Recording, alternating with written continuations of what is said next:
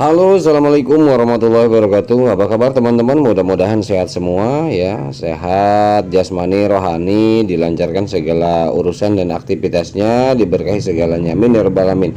Baik teman-teman, pada kesempatan ini kita sama-sama belajar to the point aja ya. Kita belajar dari inbijia.com. Ini ada informasi bagus kan menurut saya. Memang teman-teman harus memahami juga apa yang dimaksud dengan perkataan Nicholas bahwa memang kita sebagai pemula ada bahasa baru dan itu harus kita kejar. Apa itu, pemahamannya seperti apa dan bagaimana? Barangkali teman-teman juga belum memahami daripada wallet kustodial dan non kustodial ya. Nah, ini apalagi nih Nicholas kok ngomong ketika diwawancarai ada pertanyaan dari beberapa pionir barangkali yang saat itu di AMA ya, mengatakan bahwa ini Pi Network nanti kedepannya bagaimana, apakah fokus di custodial wallet atau non custodial wallet atau keduanya begitu ya.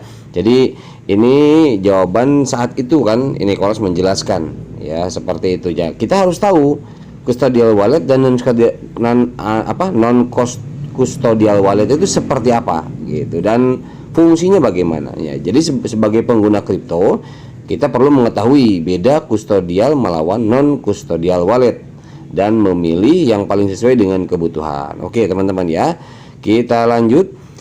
Di pasar kripto ya, pengguna dapat menyimpan aset mereka di dompet digital. Kini ada dua tipe dompet digital yang paling umum digunakan oleh investor, yaitu kustodial dan non kustodial.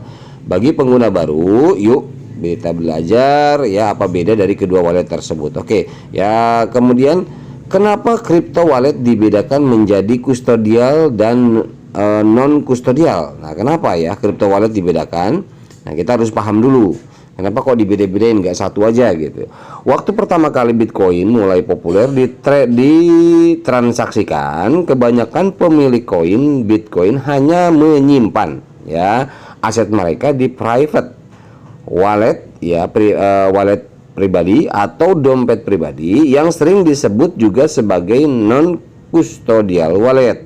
Nah gitu, jadi wallet pribadi lah. Namun seiring waktu banyak exchange pertukaran ya menawarkan jasa penyimpanan koin di dompet pribadi dengan manajemen terpusat, yaitu custodial wallet. Cara kerja wallet kripto, masing-masing dompet pribadi memiliki akses dari dua sisi, yaitu private key dan public key. Itu untuk masing-masing dompet pribadi ya memiliki dua akses ya. Setiap kali pemilik wallet menerima atau mengirim koin, mereka akan mencantumkan address atau yang disebut alamat wallet ya dan public key agar dapat teridentifikasi oleh pihak lain. Sedangkan private key adalah kredensial yang dibutuhkan pemilik wallet untuk mengakses isi dari dompet digital mereka gitu loh ya.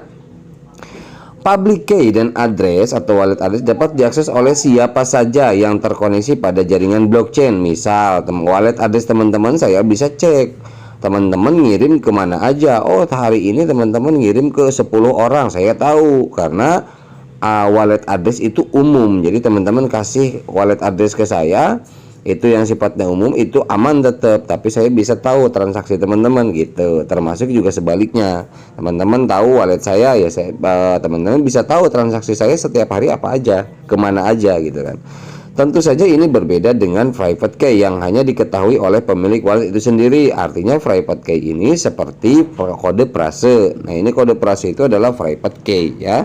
Sebagai konsekuensi, jika pemilik wallet merupakan kode private key ya, merupakan kode private key lupa atau hilang, bisa di sana hilang, bisa ya mungkin kecelakaan apa handphonenya hilang atau dan lain sebagainya, maka dia akan kehilangan akses untuk mencairkan atau mentransaksikan koin-koin pada walletnya. Nah ini makanya private key ini penting untuk dicari titik amannya ya, dinaruhnya kira-kira di mana. Jadi jangan sampai nanti hanya disimpan di handphone, giliran handphonenya ada problem kita nggak bisa akses lagi. Nah ini jadi masalah juga.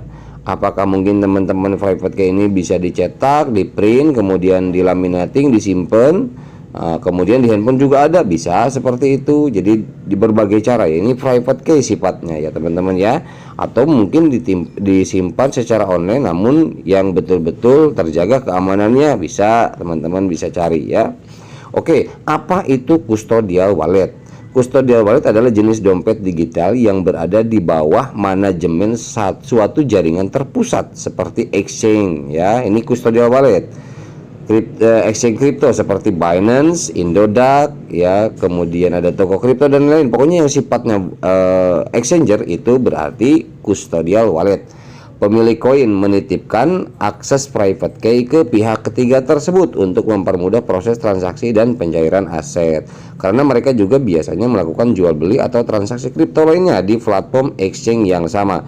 Sebagai catatan, kebanyakan exchange akan mensyaratkan verifikasi KYC. Jadi kita melakukan KYC setiap kita daftar di exchanger, di toko kripto, Indodax, rekeningku dan lain-lain. Itu kita ada tahap KYC, verifikasi KTP, upload KTP Anda, nama ya, selfie dan lain sebagainya untuk mengakses custodial wallet tersebut ya.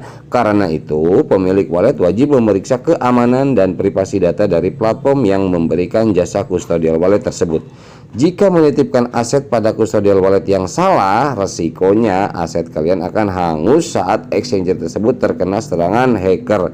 Artinya exchanger itu harus betul-betul aman, bagus, dan terlihat kekuatannya daripada kekuatan security-nya ya. Seperti Binance tingkat dunia, nah ini sudah memiliki tingkat keamanan tersendiri dan lain-lain. Namun tidak pun demikian, memang custodial wallet ini seperti yang terjadi di ke FTX. Nah, ini di luar daripada hacker, ada lagi bencananya atau tragedinya seperti apa, apakah di dalamnya ada oknum, kita nggak pernah tahu ya, seperti itu. Jadi tetap kita harus memilih exchange mana yang kita percayai ya. Keuntungan utama dari custodial wallet adalah kemudahan, kenyamanan, dan kecepatan untuk mentransaksikan aset digital. Betul, karena koin kita masuk ke exchange tersebut, kita langsung bisa tukarkan atau bisa jual ya di sana, atau kita bisa tradingkan dengan biaya administrasi kompetitif ya. Betul, jadi setiap koin itu beda. Plus kalian tak perlu lagi takut kehilangan atau lupa akses private key. Jadi aman kalau custodial wallet itu kita ada koin di exchanger, ke toko kripto, di exchanger Indodax dan sebagainya. Kita nggak perlu lagi yang namanya private key untuk aksesnya karena kita sudah menitipkan di sana. Kita hanya butuh password masuk aplikasinya saja atau platformnya saja ya. Karena platform penyediaannya yang akan menyimpan data tersebut ya. Apa itu non custodial wallet? Nah, lawannya dari custodial wallet sekarang non custodial wallet. Non custodial wallet adalah jenis dompet digital yang umumnya hanya dimiliki secara pribadi. Satu-satunya pihak yang mengetahui dan menyimpan private key dari dompet ini adalah pemilik koin itu sendiri. Nah, dari sisi keamanan, non-custodial wallet memiliki tingkat privacy dan sekuritas paling tinggi karena hanya dapat diakses secara pribadi, yaitu Anda sendiri ya. Kekurangan dari non-custodial wallet tetap ada kekurangannya teman-teman, walaupun tingkat keamanannya itu paling tinggi ya. Nah, kekurangannya adalah resiko kehilangan akses yang tadi di awal saya katakan ketika handphone rusak atau hilang dan sebagainya. Ini sudah repot tuh gitu kan. Nah, jadi resiko kehilangan akses aset jika pemilik lupa kode private key, lupa atau terhapus satu angka atau satu huruf saja terhapus kodenya, maka itu bahaya bagi akses kepada aset Anda sendiri. Serta biaya administrasi cukup tinggi betul untuk transaksi dengan exchange. Karena itu dompet pribadi ini kurang populer di kalangan investor retail pemula. Nah, jadi ketika Anda memindahkan dari non custodial wallet ke custodial wallet, misalkan dari contoh MetaMask atau Trust Wallet. Nah, Anda pindahkan ke Indodax atau ke toko kripto, itu biayanya lebih tinggi ya, seperti itu. Jadi itu lebih tinggi karena kenapa? Karena ini akan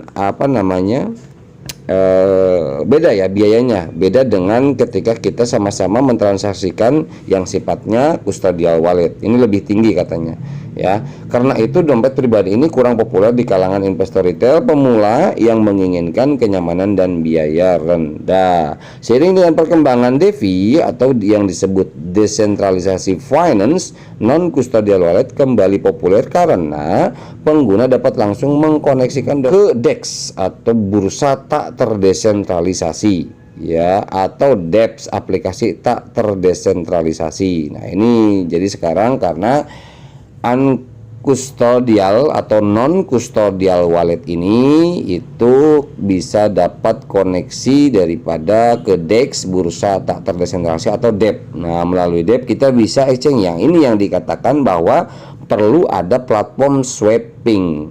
Nah, jadi di DEX atau di DEP ini kita bisa akses misalkan ice cream swap, misalkan shadow swap, atau misalkan Uniswap. Nah, itu kita bisa swapping di sana, di mana koin kita melakukan perubahan ke kripto lain ya, kripto yang ada di luaran, yang sudah ada, yang kita inginkan, seperti itu teman-teman ya.